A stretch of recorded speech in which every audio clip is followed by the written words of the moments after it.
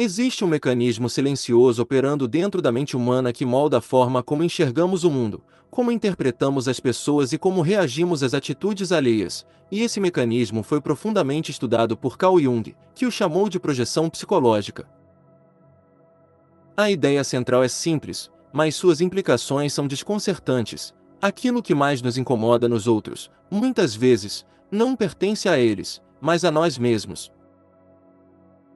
Não de forma óbvia ou consciente, mas como conteúdos internos reprimidos, negados ou não reconhecidos que encontram uma forma indireta de se manifestar através da percepção que temos do outro.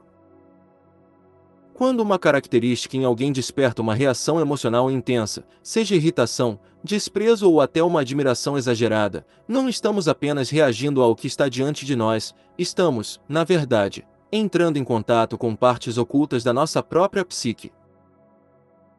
É como se a mente utilizasse o outro como uma tela onde projeta aquilo que não consegue ou não quer enxergar internamente. Esse processo não é racional, não passa pelo filtro da lógica, ele acontece de maneira automática, quase como um reflexo, e por isso é tão difícil de perceber. A irritação desproporcional é um dos sinais mais claros desse fenômeno. Quando algo no comportamento de alguém parece exageradamente incômodo, quando a reação é maior do que a situação justificaria, existe uma grande chance de que ali esteja uma projeção em ação. Talvez a arrogância que você condena seja uma parte sua que aprendeu a se esconder para ser aceito, talvez a fraqueza que você critica seja uma vulnerabilidade que você não se permite acessar, talvez a atitude que você julga seja um impulso que você reprimiu ao longo da vida. O ponto central não é que você seja exatamente igual ao outro, mas que existe dentro de você uma semente daquela característica, ainda que em estado latente. Curiosamente, a projeção não se limita ao que consideramos negativo. Ela também se manifesta na forma de idolatria. Quando você coloca alguém em um pedestal, quando enxerga no outro qualidades quase inalcançáveis, pode estar projetando potenciais seus que ainda não reconheceu ou desenvolveu. Nesse sentido, tanto a aversão quanto a admiração podem ser portas de entrada para o autoconhecimento, desde que haja disposição para olhar para dentro com honestidade. O problema surge quando esse mecanismo passa despercebido. Ao projetar, você transfere para o mundo externo conteúdos que são seus, e com isso perde a capacidade de transformá-los. Afinal, não é possível mudar aquilo que você acredita não te pertencer. Assim, nasce um ciclo de repetição onde os mesmos incômodos surgem em diferentes pessoas, em diferentes contextos, mas sempre provocando reações semelhantes, como se o mundo estivesse insistindo em mostrar algo que ainda não foi compreendido. Romper esse ciclo exige uma mudança de postura que não é confortável, mas é profundamente libertadora.